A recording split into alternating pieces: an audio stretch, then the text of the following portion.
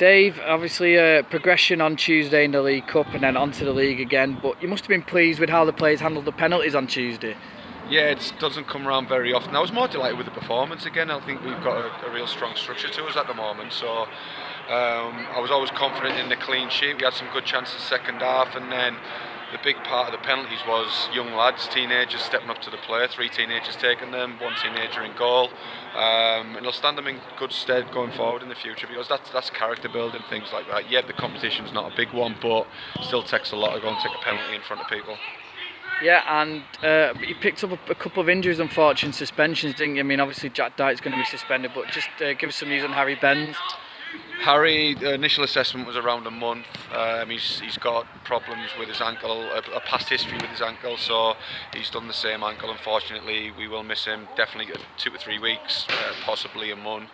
Daichi's suspension is going to kick in a week Saturday, so on top of Chris Sharp's suspension, it's not great timing. A little bit of an illness going around the place at the moment as well, especially in forward positions. So tonight in training is going to be very, very light because we can't afford any more injuries. But the squad's strong. Unfortunately, we've lost Jordan Wynn and Lewis Morrison. Just again, the non-contract situation. The lads weren't playing, weren't getting paid, so they've gone to look elsewhere. But we still look okay. Whatever team we put out Saturday, it'll still be strong, and we should have Pratty back fit and firing, and people like Paddy Lane got a good rest the other night as well. So it's going to be a tough game, we know that, but we're confident, we're at home, and we want to get the 3 points again. Yeah, it's Gainsborough at the bottom of the league, aren't they? But obviously, I think it's a bit of a false positioning, aren't they, a little bit?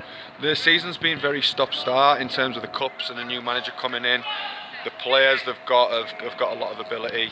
We actually spoke with a couple of them ourselves in the summer. They went to Gainsborough in the end, but we rate their players. We think they've got a good group, but we've got a good group as well. We'd rather be in our position than theirs in terms of being at home and definitely in the league. So we've got to be confident in what we're doing. Yes, we'll come up against a difficult side, but we've come up against difficult sides here previously and we've done very well. So I think a good start for us. Heads could go down at the other end with it. We'll see how they react. They've got a good group of players and they've got good coaches there as well. We're coming up to exactly halfway in the season when we play Gainsborough. I mean, how have you found it in management? Your first sort of 20-odd game, yeah, 20-odd games. Loved it. It's been a challenge, a massive challenge, but it's actually got easier as the weeks have gone on, believe it or not, because it was very difficult at the beginning of the season with the amount of players that we lost, and then the recruitment, constant cycle of players on the non-contract in and out. But we feel like we're getting there. We do feel like we're getting there now, and we think that we've got a good group that can certainly challenge in the top half of the table. But the primary focus has got to be 46 points, because at the beginning of the season we were in a little bit of trouble. We were going home having a couple of sleepless nights from pre-season because players were coming and going.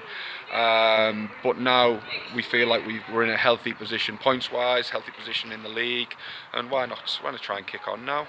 Anything from this position is a bonus, but we want to kick on. Is that the hardest part you found, the non-contract side and managing the budget and things like that? Yeah, the non-contract difficult just because it's like Lewis Morrison and John. When you don't want to lose these type of players, but if they don't play, they don't get paid. So I wouldn't expect them to hang around at the same time. So you have got to constantly see what's out there in terms of bringing players in. We've also had approaches from other clubs for our non-contract players, but fortunately they decided to stay with us because they can see what we're trying to build here. So I think everyone gets it. All the staff certainly get it. The players have bought into what we're doing, and I think the fans is the biggest one. They can see what we're working towards, and they've been behind us all season. Brilliant. Cheers, Dave. Best of luck.